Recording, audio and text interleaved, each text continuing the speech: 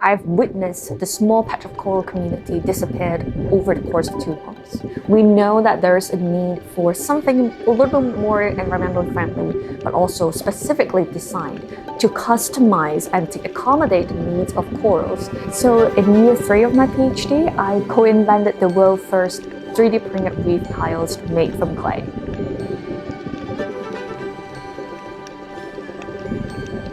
I'm Vriko. I'm the CEO of Archireef. I'm a scientist by training, and I'm from Hong Kong. I was born and raised in Hong Kong in the 90s, and I pretty much grew up in the countryside of Hong Kong.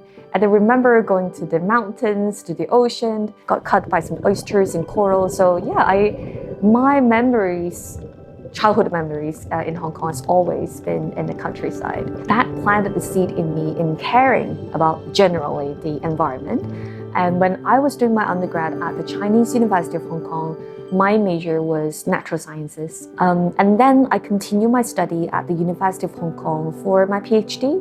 That's where I specialized in coral restoration, understanding how population genetics, physiology, and the combination of eco-engineering could potentially contribute to coral restoration.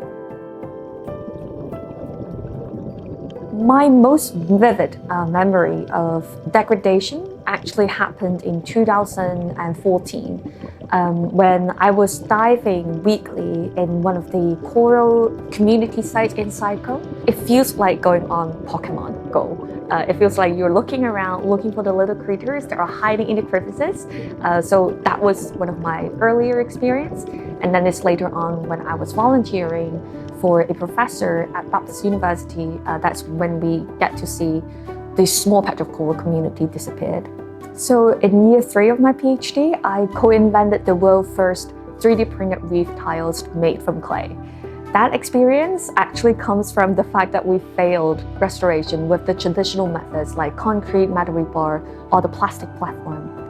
And because we've seen how corals perform with those traditional solutions, we know that there's a need for something a little bit more environmentally friendly, but also specifically designed to customize and to accommodate the needs of corals. So then we come up with this 3D printed reef tiles. And I remember in my year 3, when we have the solution and started having data to prove that this could be a solution that could be scaled, we realized that as a scientist, we find a problem, we find a solution, we publish, and the cycle repeats. I wasn't ready to move on from moving away from this solution where I know that there's a potential to bring real-world impact. And that's the time that we co-founded Archireef as a vehicle to commercialize science and bring the solutions in the lab to the real world. So here's our wet lab, where we're keeping the corals alive. And here we're testing how corals perform under different environmental conditions. That includes temperature, salinity, and pH levels. Other than corals, we also have other experiments running on seagrass and urchins. They're basically understanding the interactions of different marine ecosystems and the critical ecological functions of particular species. Back in the 80s, when the population grew in Hong Kong, we actually have a lot of sewage output into the ocean, including our Victoria Harbour. One thing that really drastically changed is actually the harbour treatment scheme initiated by our Hong Kong government, where there's a lot of water treatment around Hong Kong built to make sure that we treat the sewage before we discharge it into the ocean.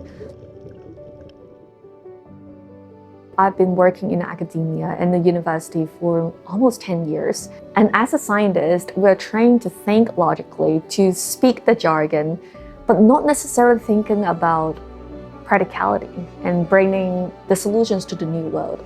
So the last 6 years has been a very steep learning curve where I had to relearn how to speak. I have to relearn how to think. I have to relearn how to engage the broader stakeholders to buy into the mission and vision. I've never thought about being on the stages like the World Economic Forum, the CNN, but it is actually a very encouraging example to see how the rest of the world are valuing science as a major decision-making process, especially when it comes to environmental issues.